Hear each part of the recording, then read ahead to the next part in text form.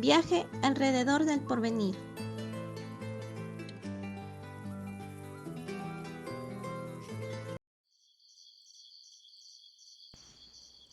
A eso de las 2 de la mañana, Arturo, el administrador de la hacienda, despertó en un sobresalto.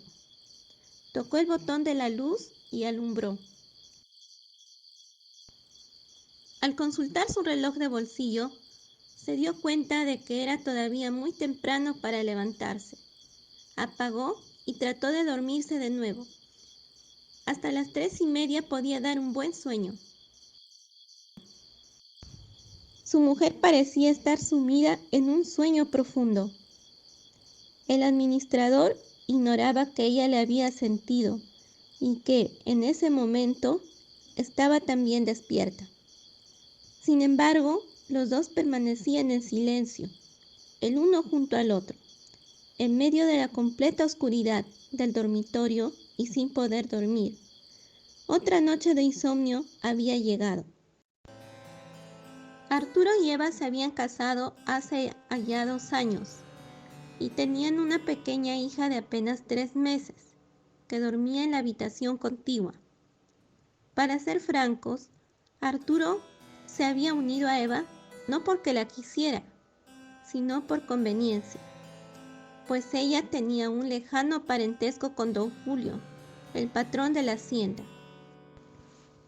Y en efecto, Arturo hizo un buen negocio, ya que apenas se casaron, el patrón lo ascendió de simple mayordomo de campo con 60 soles de sueldo y una simple ración de carne y arroz, administrador general de la hacienda con 150 soles mensuales y 3 raciones diarias. Pero además, aun cuando el parentesco de Eva con don Julio contaba mucho a los ojos del patrón, con el matrimonio cambió un poco el tratamiento que éste le daba a su ex mayordomo de campo. Así, aunque don Julio era un hombre duro, vanidoso y avaro, después de la boda tenía para él una sonrisa de vez en cuando.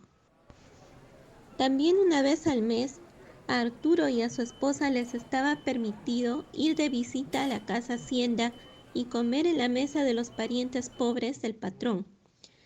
Por lo que, aunque no lo parezca, el matrimonio con Eva había favorecido a Arturo, no solo porque se convirtió en administrador de la hacienda, sino porque logró tener algunos privilegios y preferencias por parte del patrón don Julio, que pocos podían soñar. El día que nació la hija del matrimonio, don Julio mandó llamar a Arturo esa misma noche.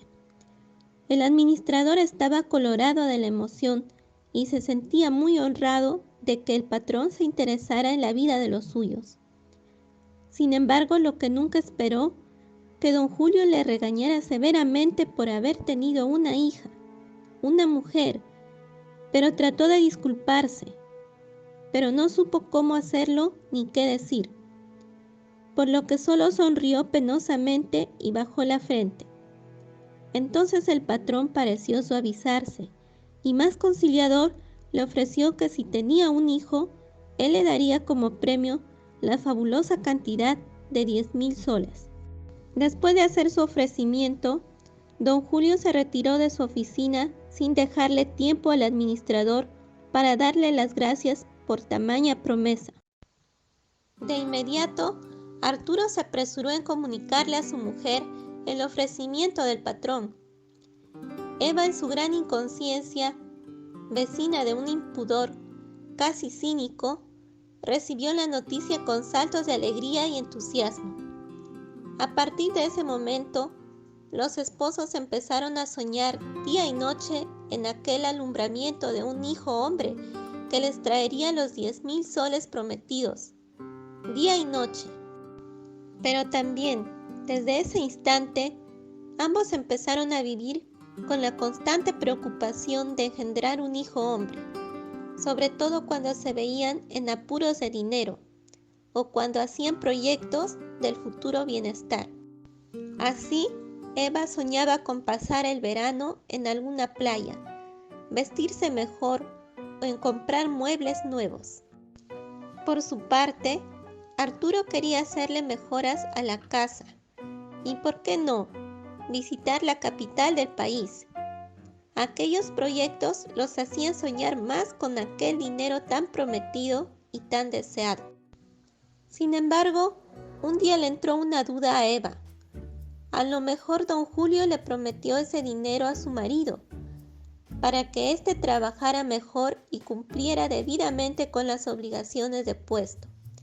A lo mejor aquel ofrecimiento no era una buena señal como lo pensaba.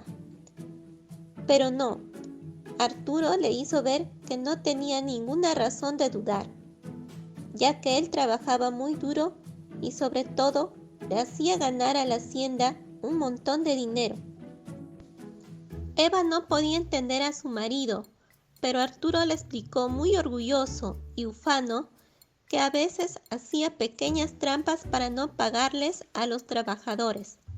Por ejemplo, en semanas ya pasadas, un equipo de braceros había trabajado 6 días en el corte de caña, y esto Arturo lo sabía perfectamente. No obstante, el día de pago miró la nómina y al encontrarse con la de los braceros, hizo como que se sorprendía al verla. Llamó al caporal y le preguntó por qué se iba a pagar a esa gente un trabajo que él no había ordenado que se realizara. Lo regañó y ordenó que no se pagaran esos salarios. Y así se hizo. De esta manera, decía orgullosamente Arturo, él, como administrador, siempre lograba ahorrarle un buen dinero al patrón. Eva, al oír las explicaciones de su marido, primero sintió pena por aquellos trabajadores, pero después se convenció de que su marido ayudaba al patrón, de que esto era lo más importante, y más que nada le quedó la certeza de que don Julio les había ofrecido los 10,000 soles desinteresada y generosamente. Durante algún tiempo, la pareja seguía haciendo planes de lo que harían con aquel dinero, pero no lograban concebir un hijo macho. ¿Cómo lograrlo? Más de una vez se habían hecho él y ella esta pregunta: ¿cómo engendrar un hijo hombre? Los dos pensaban que la cosa consistía en alimentarse bien. Otras veces creían que era cuestión de técnica, y en las horas de escepticismo pensaban de acuerdo con su experiencia y a lo que habían aprendido desde pequeños, que esto era designio de suerte y que no había nada que hacer.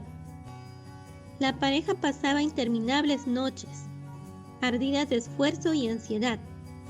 Había ocasiones en que Eva, después de un espasmo heroico y calculado, como un teorema de raíz cúbica, se sumió en un silencio abstracto, para luego exclamar de pronto, besando sudorosa a su marido: «Ya, yo creo que ya. Siento que ahora sí, que ya. Lo siento claramente». Sin embargo, su marido desalentado percibía todo lo contrario. Otras veces era Arturo quien solía exclamar en el instante preciso de su goce: «Ya, ya, ya». Pero entonces su mujer era la que se mostraba escéptica. En esta nueva noche de insomnio, Arturo recordaba malhumorado todas esas escenas y luchas por los 10,000 soles prometidos por don Julio. Se dio una vuelta brusca en la cama y lanzó un rugido de cólera. «Habráse visto cosa más tonta. No podré engendrar un hijo macho». Era el colmo de la mala suerte. Eva oyó el rugido rabioso de Arturo y de golpe comprendió en qué estaba pensando. Militó un momento y fingió despertar solamente en ese instante, acercando su cuerpo al de su marido. Después le echó el brazo sobre el hombro y siguió agitándose y rozándose sobre él. Por su parte, Arturo se puso a reflexionar en la necesidad de ser tenaz en su propósito y de no abandonar por ningún momento la promesa de los 10.000 soles. Unos minutos después, tomó por la cintura a su mujer y se besaron sin pronunciar palabras. Actualmente esta tendencia es más que habitual.